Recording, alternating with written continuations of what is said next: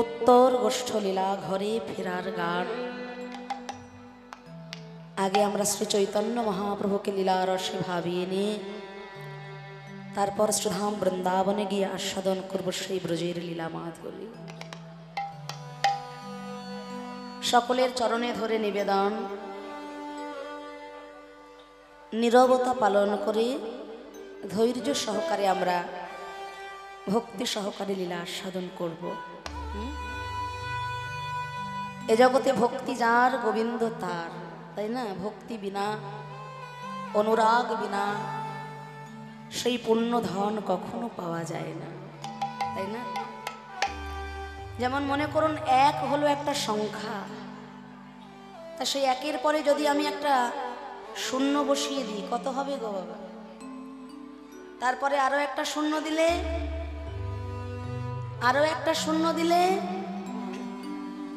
আরো একটা শূন্য দিলে, দেখুন একের পর পর যতগুলো শূন্য বসাচ্ছেন, সংখ্যার ভ্যালুয়েশন, সংখ্যার মান কিন্তু ধীরে ধীরে ততটাই বেড়ে যাচ্ছে। কিন্তু হঠাৎ করে আপনি সামনে থেকে যদি একটাকে সরিয়ে দেন, পরপর এতগুলো শূন্য শূন্য হয়ে পড়ে থাকবে, তার আর কোনো মূল্য থাকবে না। তদ্রূপ আমরা যারা যারা উপস্থিত রয়েছে এই মহতী হরিবাসর প্রাঙ্গণে, প্রত্যেকের জীবনে ভক্তি স্বরূপ ওই একটা হলো সবার আগে, তাই না? ভক্তিরূপী একটাকে আশ্রয় করে বজায় রেখে শূন্যরূপী আড়ম্বরগুলো আমরা যত বাড়িয়ে দেব, ভগবান কাছে আসবেন। কিন্তু সামনে থেকে ভক্তিরূপী একটা যদি সরে যায় বাবা, শুধু আড়ম্বরে কখনো গোবিন্দ পাওয়া যায় না। তাই যদি হতো, তাহলে দুর্যোধনের ঘরে কিসের অভাব ছিল? হ্যাঁ, 14 লেহপেয় রন্ধন করে ভগবানকে নিমন্ত্রণ জানিয়েছিলেন যে আমার বাড়িতে এসে একটু খেয়ে যেও। ভগবানকে সেখানে গেলেন, 14 লেহপেয় অন্ন ব্যঞ্জন আছে বটে, তাতে ভক্তি নাই, প্রেম নাই, অশ্রু নাই, ভালোবাসা নাই। ভগবান তা বর্জন করে বিদুরের স্ত্রীর কাছে শুকনো কলার খোসাগুলো পাওয়ার জন্য ছুটতে ছুটতে চলে গেলেন। হরি বল, হরি বল। আর বিদুরের স্ত্রী ভগবানকে দেখা মাত্র তিনি এতটাই আত্মহারা হয়ে গেলেন, দিক বিদিক জ্ঞান শূন্য হয়ে গেল তার। ভগবানকে তাড়াতাড়ি বসতে দেওয়ার জন্য কোনো জায়গা পেলেন না, ঘরে একটা ছেঁড়া আসনও নেই তার। নিজের কোল পেতে দিয়ে জননীর মতো কোলে বসালেন। ভগবানকে আপ্যায়ন করতে গিয়ে তার অঙ্গে যে কোনো বসন নাই, তিনি স্নানে গিয়েছিলেন, সেদিকেও তার হুঁশ নাই, বাহ্য স্মৃতি শূন্য। তাহলে কি সেবা দেব ভগবানকে? বিদুর ছিলেন রাজকর্মচারী, রাজকর্মচারী হওয়া সত্ত্বেও রাজার অন্নে তিনি কিন্তু প্রতিপালিত হতেন না, প্রত্যহ ভিক্ষা করতেন। আর ভিক্ষা করে যা পেতেন, যেটুকু পেতেন, সে দিয়েই তার সংসার চলত। রাজকর্মচারী হওয়া সত্ত্বেও কোনদিন রাজঅন্ন তিনি গ্রহণ করতেন না। তা বিদুরের স্ত্রী দেখছেন ভগবানকে সেবা দেওয়ার জন্য ঘরে তো সেরকম কিছুই নেই। কয়েকদিন আগের ভিক্ষায় পাওয়া শুকনো কলা রয়েছে, খোসাগুলো শুকিয়ে কালো হয়ে গেছে। তথাপি মনে বাসনা কিছু তো আছে প্রভুর সেবায় দেব বলে। তাই ভগবানকে নিজের কোলে বসিয়ে মাতৃ স্নেহে বিদুরের স্ত্রী এতটাই মুগ্ধ হলেন, এতটাই আত্মহারা হলেন কলাগুলোকে ফেলে দিয়ে শুকনো কলার খোসাগুলো ভগবানের বদন কমলে তুলে দিচ্ছে।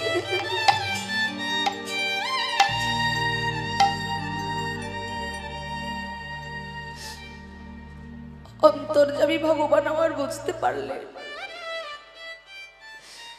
যে আজকে মা আমাকে কলাগুলো ফেলে দিয়ে শুকনো খোসাগুলো আমার বদনে তুলে দিল, কিন্তু ভগবান সাদরে গ্রহণ করলেন সেই শুকনো কলার খোসা। কেন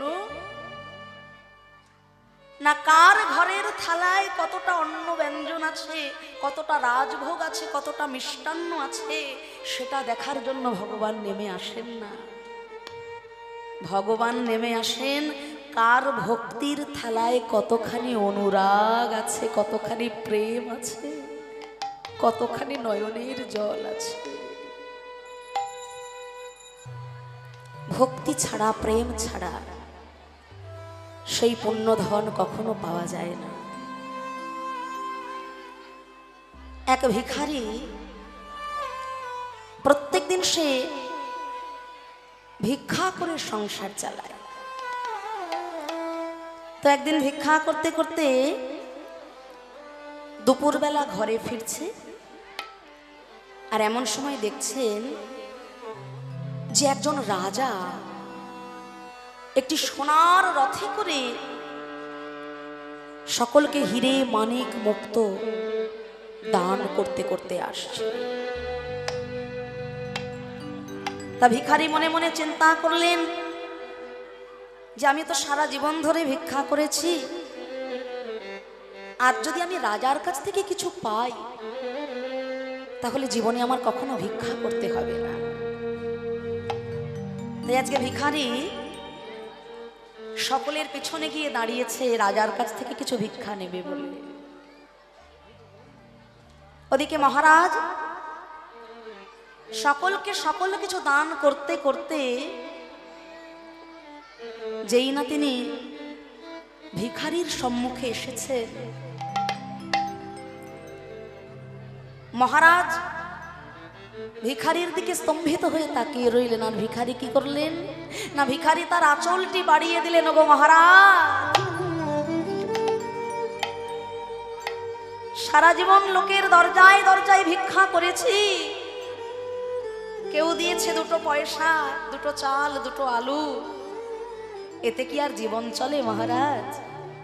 তুমি তো রাজা,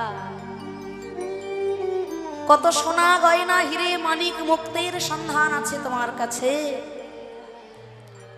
আজকে তুমি আমাকে এমন কিছু ভিক্ষা দাও যাতে জীবনে আমাকে আর কখনো ভিক্ষা না করতে হয়।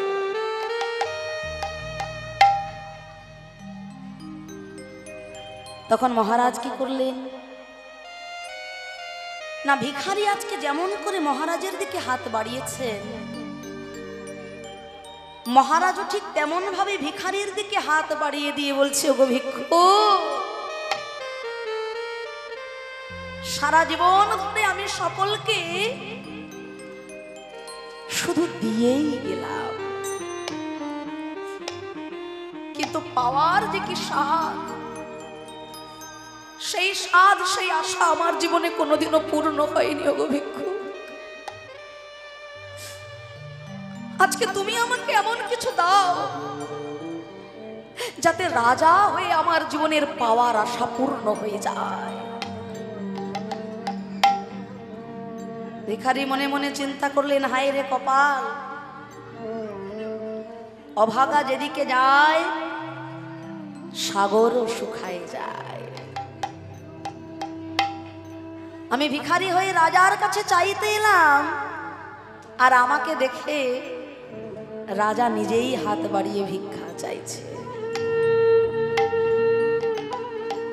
তাই ভিখারি আবার বড় কৃপণ ছিল। মায়েরা মন দিয়ে শুনুন, চঞ্চল হবেন না। এই যে এত চিৎকার চেঁচামেচি, এত কথা কেন হচ্ছে? ও মায়েরা, এত কথা কেন সামনে? হ্যাঁ, পরিবেশটা একটু সুন্দর রাখুন। নিজেদের মধ্যে এত চিৎকার চেঁচামেচি হলে কাকে শোনাবো আমি ঘুরি কথা? একটু ধৈর্য ধরুন, আমি বারবার বলছি, মনোযোগ দিয়ে লীলা আস্বাদন করুন, নাহলে সময়টা চলে যাবে, আপনারা কিছুই বুঝতে পারবেন না। এটা তো কথা বলা গল্প করার জায়গা নয়। একেতেই পরিবেশটা এত চঞ্চল, তার মধ্যে আপনারা এত ভক্তিমতী মায়েরা, আপনারা যদি একটু ধৈর্য ধরে না বসেন, কীর্তন কে শুনবে? তাই আপনাদের চরণে ধরে নিবেদন, দয়া করে নীরবতা পালন করুন, কীর্তনের পরিবেশটাকে সুন্দর করুন। কোনো কীর্তনিয়া বলতে পারে না আজকে আমি কীর্তন করে একবারে জমিয়ে ক্ষীর করে দেব।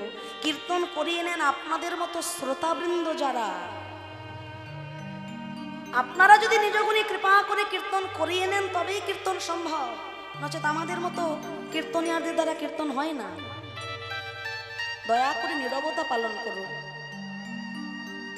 মনোযোগ সহকারে লীলা আস্বাদন করুন। কথাগুলো কি বলছি না শুনলে বুঝবেন কি করে আপনারা? তা আজকে মহারাজ নিজে হাত বাড়িয়ে দিয়ে বলছে, ওগো ভিক্ষুক, আমি তো রাজা, আমার স্বভাব হলো সবাইকে শুধু দেওয়া। লোকে আমার দুয়ারে আসে কিছু চাইতে, কিছু পেতে, কিছু দিতে কি আসে রাজার কাছে? তা আমি তো রাজা,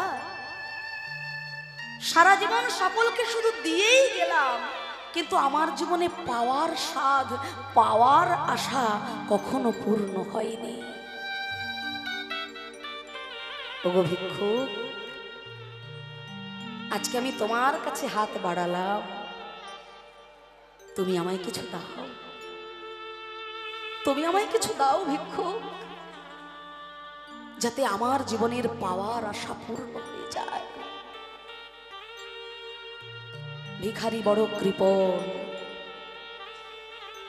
ভিখারি কোনোদিনও আজ পর্যন্ত কাউকে কিছু দেয়নি, সবার থেকে হাত পেতে ভিক্ষা নিয়েছে, কোনোদিনও কাউকে ভিক্ষা দেয়নি। তাই ভিখারি বড় চিন্তায় পড়লো, আমি সারা জীবন সবার কাছে চেয়েছি, কিন্তু কোনোদিনও তো কাউকে কিছু দিইনি, আজকে রাজামশাই চাইছে, কি আর দেব আমি? তবে আমি এমন কিছু দেব যে জিনিসটা আমার কাজে লাগে না। আমার কাজে লাগা জিনিসটা যদি দিয়ে দিই তাহলে তো আমারই ক্ষতি হয়ে যাবে। তাই ভিক্ষায় পাওয়া ঝুলির মধ্যে থেকে দেখছেন কোন জিনিসটা আমার কাজে লাগবে না, আর বেছে দেখতে দেখতে দেখছে সকল চালের মধ্যে বেশ কয়েকটা কালো চাল, মরা চাল পড়ে আছে।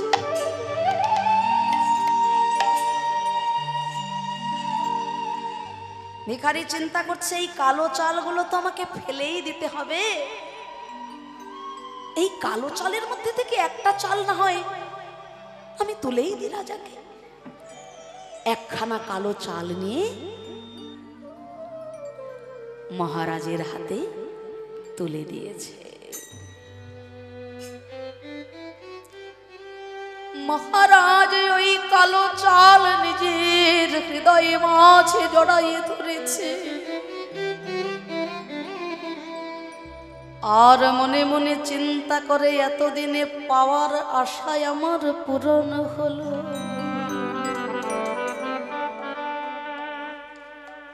কিন্তু ভিখারি মনে মনে ভাবছে, অভাগা যেদিকে যায় সাগর শুকায় যায়। আমি ভিখারি হয়ে রাজার কাছে হাত বাড়ালাম, আর ভিখারিকে দেখে রাজা নিজেই হাত বাড়িয়ে ভিক্ষা চেয়ে চলে গেল। তা মনের দুঃখে ভিখারি ঘরে এসেছে। ভিক্ষায় পাওয়া চালের মধ্যে অনেক ময়লা, ধুলো, কাকড়, মাটি থাকে, তাই উঠোনের উপরে ঢেলে চালগুলোকে বেছে নিচ্ছে। উঠোনের উপরে ঢেলে সকল চাল বাছতে বাছতে বাছতে বাছতে হঠাৎ দেখে কি, সকল চালের মধ্যে কেবলমাত্র একটি চাল সোনার হয়ে গেছে। একি, কেউ তো আমাকে কোনোদিনও সোনার চাল দেয়নি, আজকেও তো কেউ আমাকে সোনার চাল দেয়নি, তবে এতগুলো চালের মধ্যে মাত্র একটা চাল সোনার হলো কেমন করে, কেমন করে সোনার হতে পারলো? তবে কি আমি মহারাজকে যেই কালো চাল দিয়েছিলাম,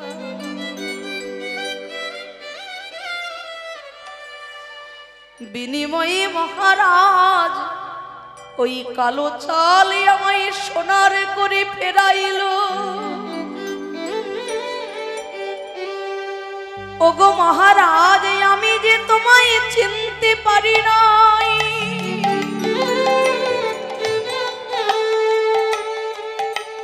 তুমি যে ইহ জগতের রাজা নও, রাজার রাজা মহারাজা।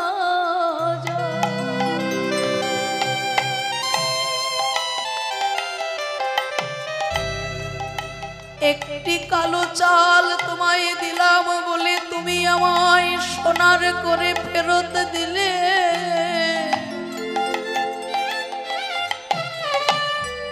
কিন্তু যদি তোমায় দর্শন করা মাত্র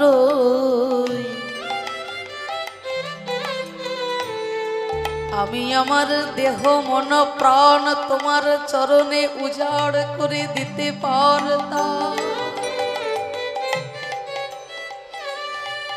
তবে আমার সকল কিছু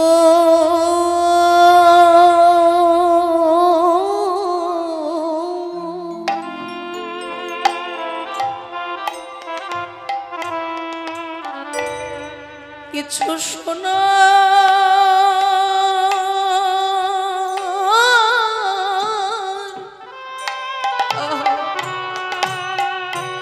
সোনার মতো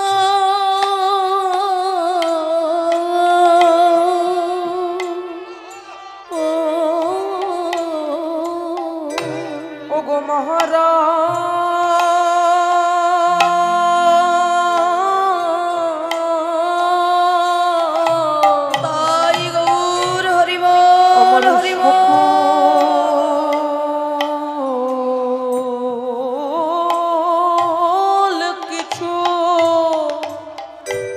সকল কিছু শোনা হতো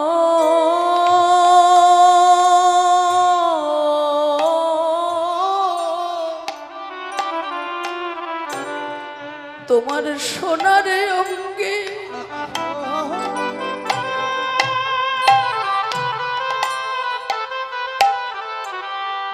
সোনার অঙ্গে। হরি বল, হরি বল, হরি বল।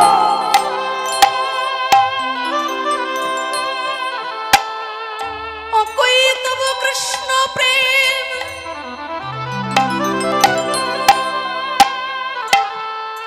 যেন জম্ব নদভে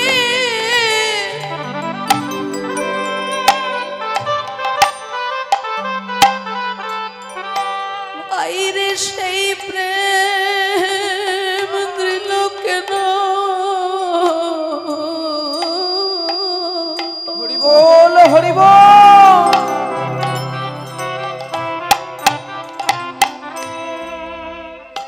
আর যদি হয় যোগ তবে তার না হয় বিয়োগ,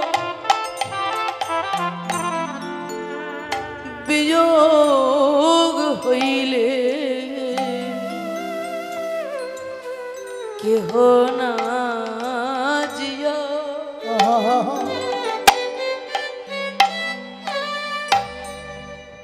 ভক্তের সঙ্গে ভগবানের যোগাযোগ,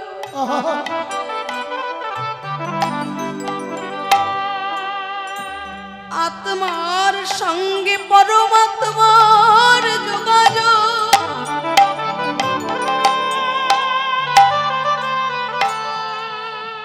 সৎ গুরুদেবের সঙ্গে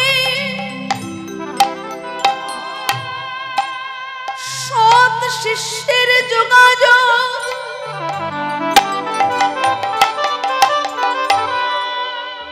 যদি কোনোদিন একবার ভাগ্যক্রমে হয়ে যায় গো,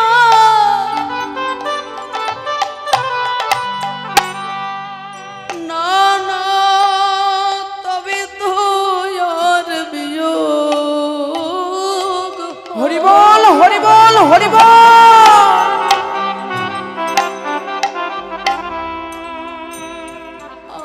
আরে আপনার কর্ম দোষে যদি বা কখনো বিয়োগ হয়ে যায়, না না,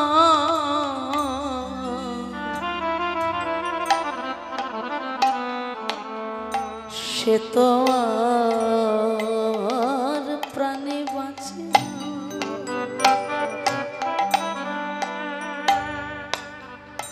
তারা পথে পথে কেঁদে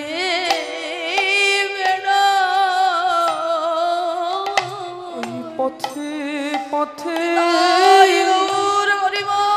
কেঁদে বেড়া পথে পথে কেঁদে বেড়া গৌর তোমার গৌর তোমার হরি বল হরি বল হরি বল।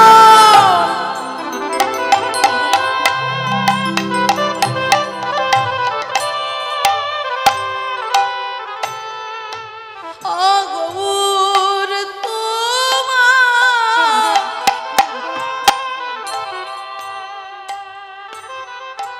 তোমার হলাম বলে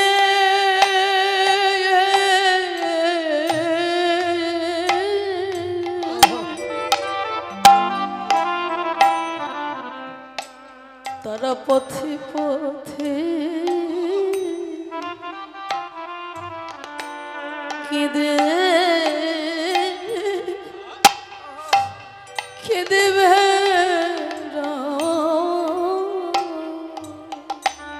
হ্যাঁ কবর তোমার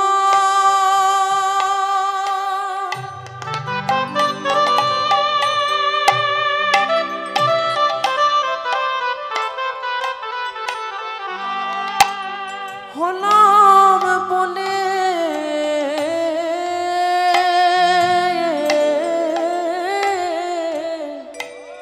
তারা পথে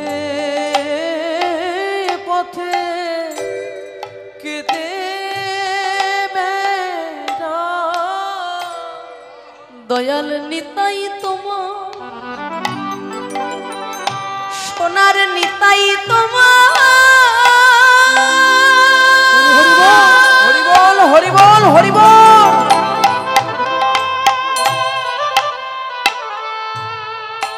দয়াল নিতাই তোমার হলাম বলে এখন দাসী জ্ঞানে আমায় রেখো পদে রাধে রাধে তোমার হলাম বলে এখন দাসী আমায় দাসী কেনে রেখো পদে হানিতাই তোমার হলাম বলে এখন দাসী কেনে রেখো পদে হানিতাই তোমার হলাম বলে এখন দাসী কেনে রেখো পদে হানিতাই তোমার হলাম বলে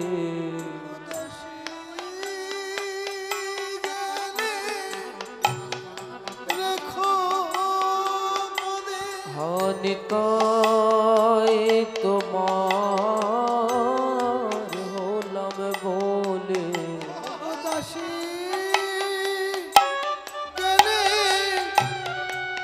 রেখো পদে হানিতাই তোমার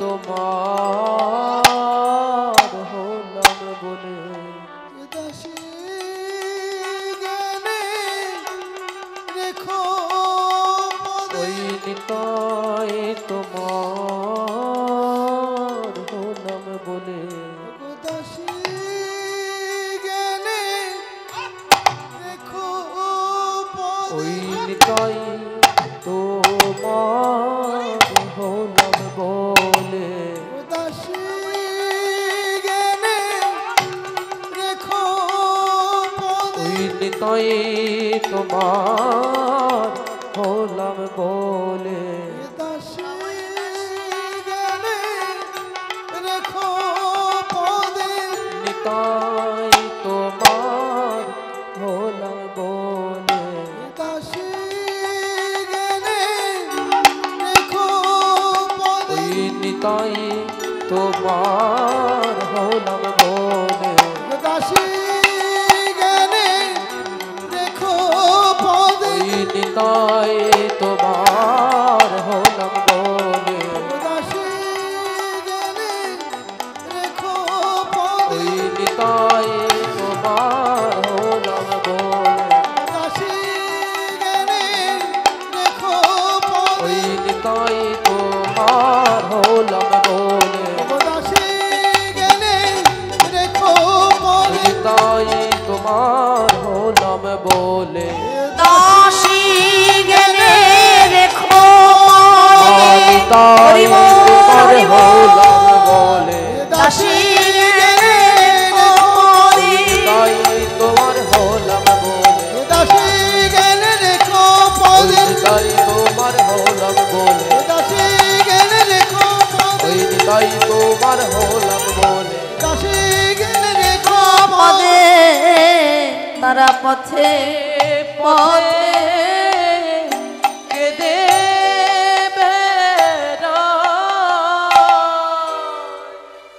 তাই হা গোবিন্দ তোমার হলাম বলে যদি কোনো ভক্ত আত্মসমর্পণ করে তাকে ডাকতে পারে ভগবান তার দুয়ারে বাধা পড়ে যান। এই যে গল্পটা আমরা শুনলাম, বিশ্বকবি রবীন্দ্রনাথ ঠাকুর গীতাঞ্জলি নামে যে বইটি লিখেছিলেন, যে বই লিখে রবীন্দ্রনাথ ঠাকুর নোবেল পুরস্কারে ভূষিত হয়েছিলেন, সেই গীতাঞ্জলি বইটির 50 নম্বর পাতায় কৃপণ বলে যে কবিতা, আমি ভিক্ষা করে ফিরিতেছিলাম গ্রামের পথে পথে, তুমি তখন চলিতেছিলে তোমার স্বর্ণরথে। I had gone a begging from door to door in the village path, when thy golden chariot appeared in the distance like a gorgeous dream.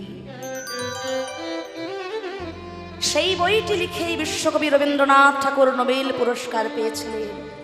তিনি তার ভাষায় আমাদেরকে বোঝালেন যে আত্মসমর্পণ করে সবটুকু না দিলে গোবিন্দ পাওয়া যায় না, তাকে পাওয়া যায় না।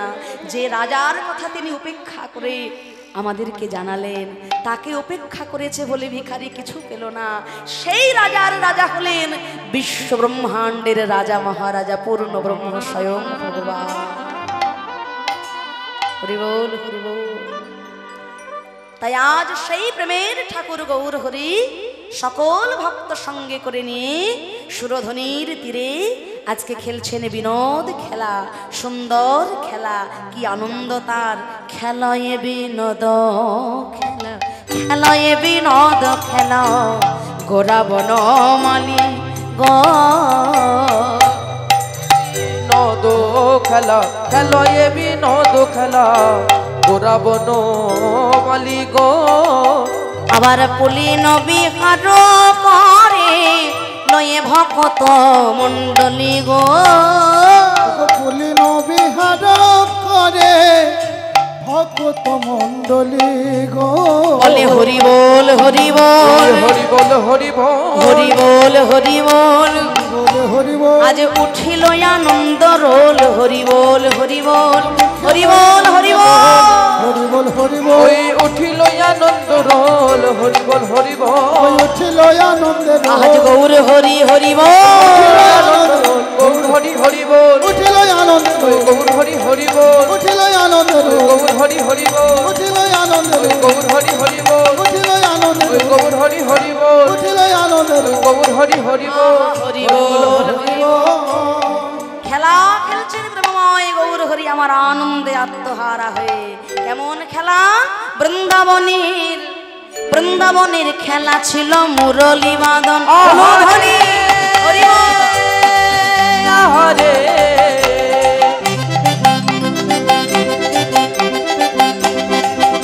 হরে বৃন্দাবনের খেলা ছিল মুরলী বাদন ওই বৃন্দাবনের খেলা ছিল মুরলী বাদন নবদ্বীপের খেলা হরি নাম সংকীর্তন। নবদ্বীপের খেলা হরি নাম সংকীর্তন ওই নবদ্বীপের খেলা হরি নাম সংকীর্তন বৃন্দাবনের খেলা ছিল মাঠে দৌড়া দৌড়ি। বৃন্দাবনের খেলা ছিল মাঠে দৌড়া দৌড়ি ওই বৃন্দাবনের খেলা ছিল মাঠে দৌড়া দৌড়ি। বৃন্দাবনের খেলা ছিল মাঠে দৌড়া দৌড়ি আবার নবদ্বীপের খেলা হলো ধুলাই গড়া হরি বল হরি বল খেলা হলো ধুলাই গড়া গড়ি ওই নবদ্বীপের খেলা হলো ধুলাই গড়া গড়ি নবদ্বীপের খেলা কি? নবদ্বীপের খেলা কি? ভক্তের পদধূলা যে যত অঙ্গে মাখতে পারবে, মাথায় মাখতে পারবে, তার খেলা তত সুন্দর জমে উঠবে। ধুলা মাখো মাখো রে এই তো ব্রজের ধুলা। এই তো ব্রজের ধুলা মাখো মাখো রে এই তো ব্রজের ধুলা মাখো মাখো রে এই তো ব্রজের ধুলা মাখো মাখো রে এই তো ব্রজের ধুলা ধুলা নয়ে ধুলি নয়ে গোপী পদ রেণু। ধুলি নয়ে গোপী পদ রেণু ধুলা নয় ধুলি নয় গোপী পদ রেণু আবার এই ধুলা মেখেছিল নন্দির বালা কানো। মাখো ধুলা মাখো মাখো রে এই তো ব্রজের ধুলা। ব্রজের ধুলা মাখো মাখো রে এই তো ব্রজের ধুলা ধুলা মাখো মাখো রে এই তো ব্রজের ধুলা মাখো মাখো রে এই তো ব্রজের ধুলা বৃন্দাবনের খেলা ছিল গোধন চারণ। বৃন্দাবনের খেলা ছিল গোধন চার আবার নবদ্বীপের খেলা হরি নামেতে রোদন। নবদ্বীপের খেলা হরি নাময়তর আহা নবদ্বীপের খেলা হরি নামেতে ওই রোদন। নবদ্বীপের খেলা হরি নামে তেরো ধো নানা গতি নাই গতি নাই আহা গতি নাই গতি নাই এই হরি নাম বিনা ওই জীবের গতি নাই গতি নাই হরি নাম বিনা জীবের গতি নাই গতি নাই আহা হরি নাম বিনা জীবের গতি নাই নাই গতি নাই হরি নাম বিনা জীবের গতি নাই গতি তাহলে নাই হরি নামের খেলা আমরাও খেলবো তো? হ্যাঁ, সবাই খেলবেন আপনারা? কেউ লজ্জা পাবেন না তো? লজ্জা ঘৃণা ভয় তিন থাকতে বাড়ি গাড়ি হয়, কিন্তু কৃষ্ণ ভজন নয়, তাই তো? তা বেশ, সকলে মিলে একটু করতালি দিয়ে আমরা হরি নামের খেলা খেলবো। হ্যাঁ, সকলে মিলে একটু করতালি দেবেন, হাতে তালি দিই, আর একটু জোর গলায় আমার সঙ্গে। হরে কৃষ্ণ নামের খেলা। এই হরে কৃষ্ণ নাম হলো কলিযুগের খেলা। আচ্ছা, সকলে মিলে প্রাণ ভরে আগে একটু উলুধ্বনি হরিধ্বনি হয়ে যাক। নিতাই গৌর প্রেমানন্দে হরি বল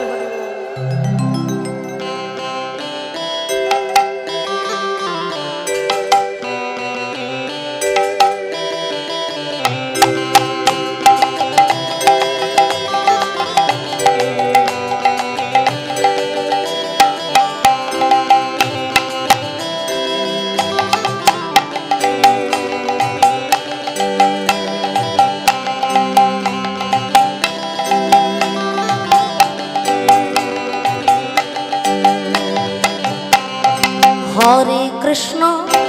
হরে কৃষ্ণ কৃষ্ণ কৃষ্ণ হরে হরে, হরে রাম রাম রাম হরে হরে। এইবার বাহ, এই তো বলি হারি। বাহ বাহ, সুন্দর, বাবা খুব সুন্দর। তবে যারা দাঁড়িয়ে আছে তারা ভাবছে আমরা তো বসতে পারছি না, তাই তারা রাগ করে কেউ বলছে না। এটা কি উচিত? কষ্ট না করলে কেষ্ট পাওয়া যাবে না বাবা। তাই তোমরা সবাই প্রাণ ভরে করতালি দিয়ে একসঙ্গে হরে কৃষ্ণ হরে কৃষ্ণ কৃষ্ণ কৃষ্ণ হরে হরে রাধে হরে রাম হরে রাম রাম রাম হরে হরে। সবাই একসঙ্গে হরে কৃষ্ণ বাহ।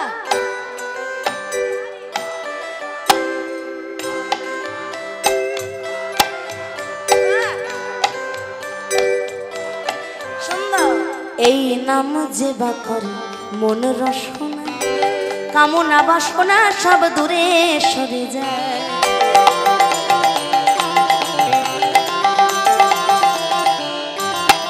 ভাই রে এই নাম যে বা করে মন রসনায়, কামনা বাসনা সব দূরে সরে যায়।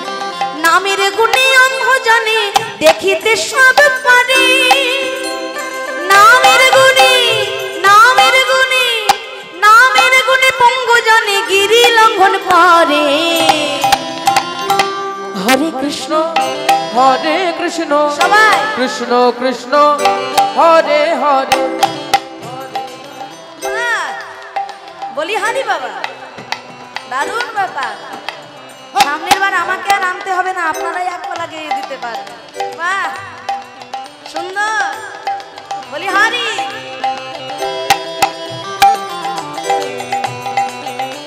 বাবা।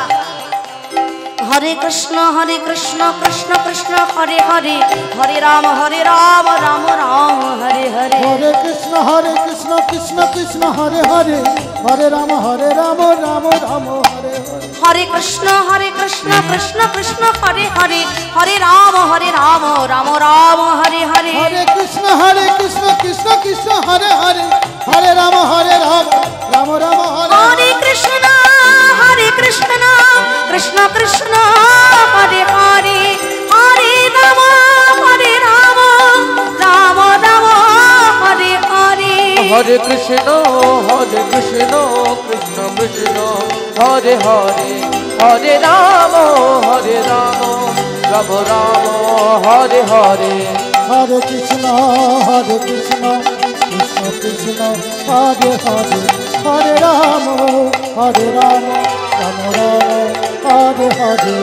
হরে কৃষ্ণ কৃষ্ণ কৃষ্ণ হরে হরে, হরে রাম রাম রাম হরে হরে। नाम संकीर्तनं यस्य सर्व पाप प्रणाशनं, प्रणाम दुःख शमनं, त्वं नमामि हरिं परं। হরি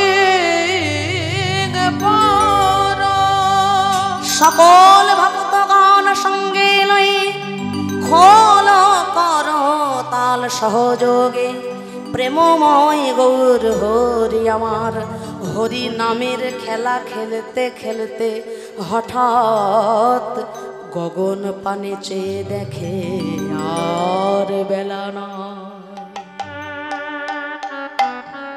আহা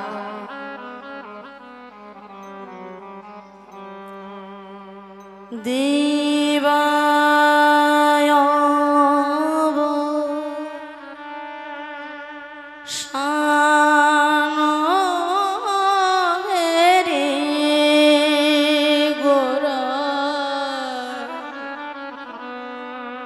গৃহেতে চলিলা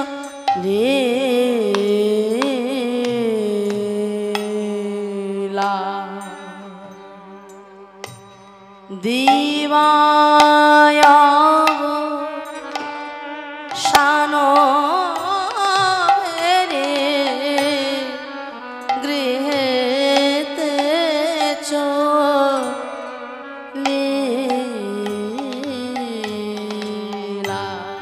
দিবা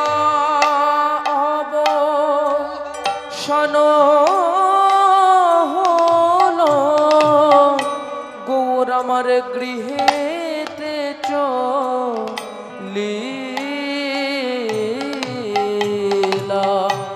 আর জননী চরণে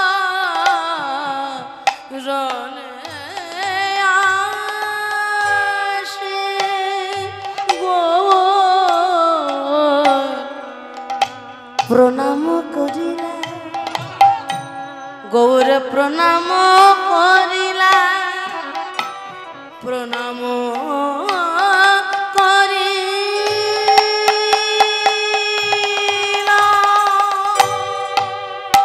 জননী চরণে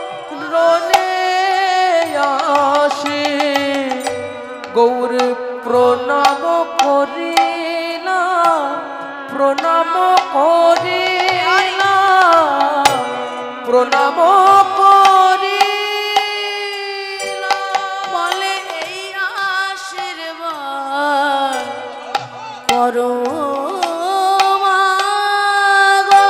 বলে এই আশীর্বাদ করো আমি যেন বদন ভরে না গাইতে পারি এই আশীর্বাদ আমায় করো মাগো।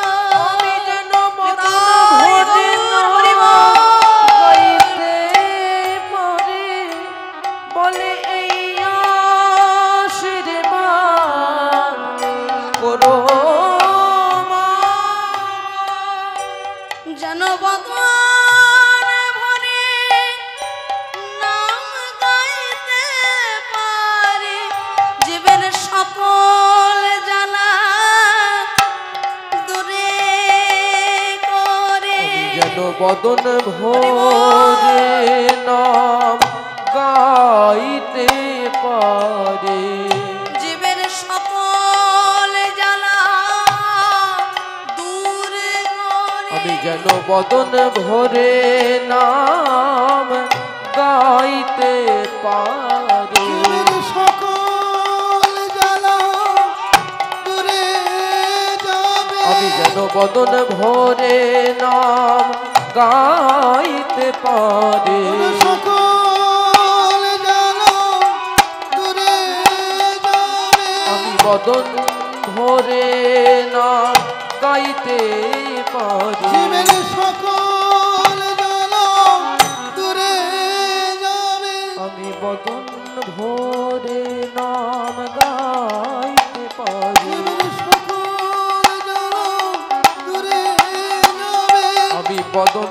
ভরে নাম গাইতে পারি সকল জ্বালা দূরে যাবে আমি বদন ভরে নাম গাইতে পারি সকল জ্বালা দূরে যাবে আমি বদন ভরে নাম গাইতে পারি সকল জ্বালা দূরে দূরে যাবে বদন ভরে নাম গাইতে পারি সকল জ্বালা দূরে যেন বদন ভরে নাম গাইতে পারি হৃদয় গগন হরি বল হরি বদন বল। ভরে নাম গাইতে পারি জীবের সকল জ্বালা দূরে যাবে বদন ভরে নাম গাইতে পারি সকল জ্বালা দূরে যাবে আমি বদন ভরে নাম গাইতে পারি সকল জ্বালা দূরে যাবে আমায় এই